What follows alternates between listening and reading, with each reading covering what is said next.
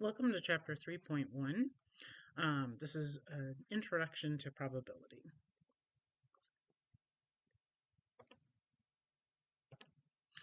Some key phrases that we use are, what is the chance that something will happen? Or what is the likelihood that something will happen? Or how likely is it that something would happen? We can also say, is it possible versus is it likely? And those two statements might be good to ponder for a minute. Is it possible means could it happen? Something might be possible, but not very likely. So, how likely for you would you say something needed to be before you'd say it's likely, right? If there's a 90% chance it's going to happen, does that feel likely? If there's like 50-50, but it's slightly more than 50, does that feel likely? Um, so you may have a different sense of that than other people will have. And that's why just talking about this conceptually isn't sufficient. We do need to put numbers on this. So, probability is defined as the likelihood that an event will occur. So, we can talk about this in terms of sample spaces, like what are the outcomes of something. In statistics, sometimes we call these experiments. Like if we toss a coin, we call that an experiment because it's a random variable. What's going to happen? It's either going to land heads or tails, right? So those are the outcomes for that experiment. How about if you apply to college? The outcomes are you get admitted, you get denied, maybe you get waitlisted, right? How about if you ask someone out on a date? Kind of similar outcomes, right? Like yes, no, maybe another time, okay? How about if you roll a d6? That's shorthand for a six-sided die, which is the usual die that you think of when you think of dice. Has numbers 1, 2, 3, 4, 5, 6. Those are the outcomes. If you have a horse race with 8 horses, horse 1, horse 2, horse 3, horse 4, etc., those are the outcomes. Okay. Again, you run the race, don't know which one's going to win.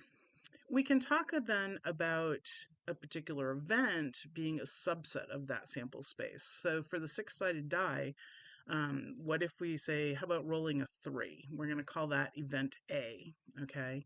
And we're going to say, what is the likelihood of that? Well, there's 6 potentials, and so the chances of rolling a 3 are 1 out of 6. We could call event B, what is the chance you roll an even number? So the even numbers are 2, 4, and 6. That's half of them. So the probability of that is 0.5 or half. Probability has to range between 0 and 1, or between 0% and 100%. But we often say 0 and 1, and we do it in decimal format. So 0 is it's impossible, it's not going to happen. And certain is it will happen, absolutely, 100%. And all the stuff in between there is very interesting.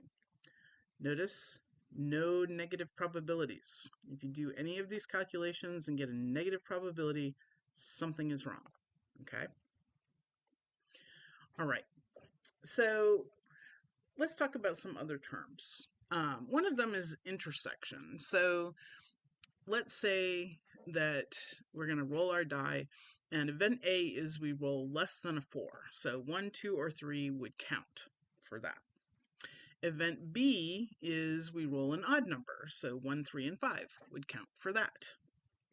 Then the intersection of those two, and if you remember set theory, this is definitely set theory terminology, the intersection A and B, which is denoted with this upside down U thing is an and, okay, is what's ever in both. So 1 is in both, not 2. 3 is in both, okay? So 1 and 3 are in both. 5, not both. So A and B, let me get a pen up here.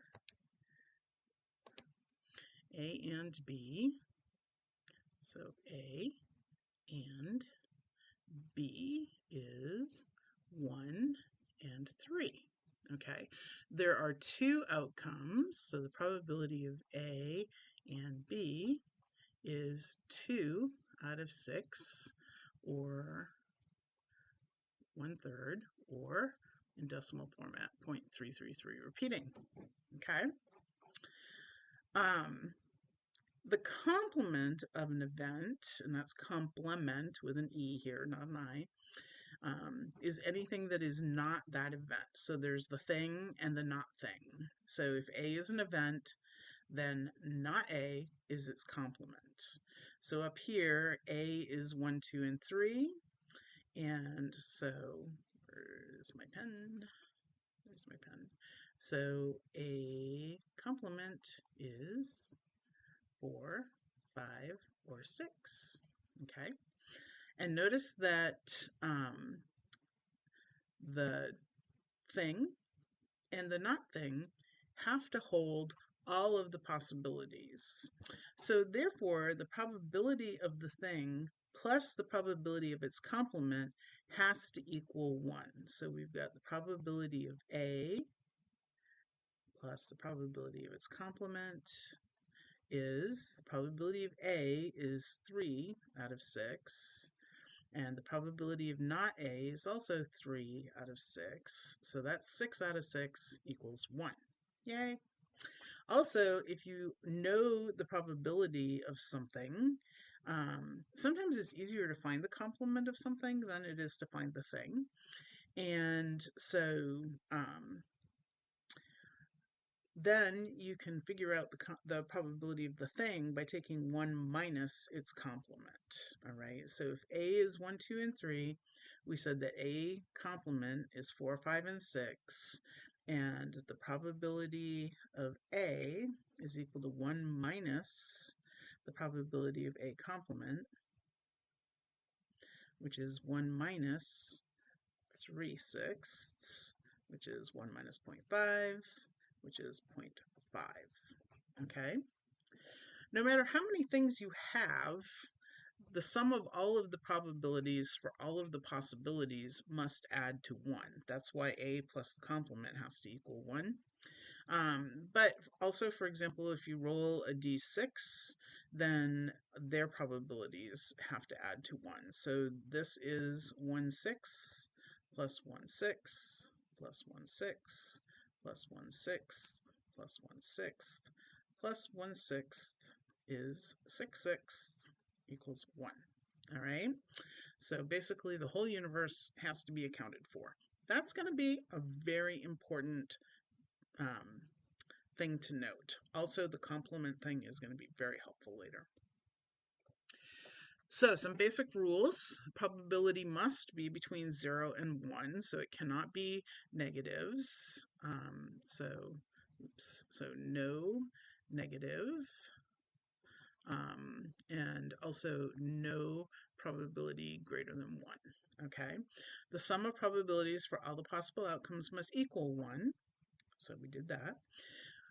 When all of the outcomes are equally likely with the rolling the die, then the probability is 1 over n for each of them.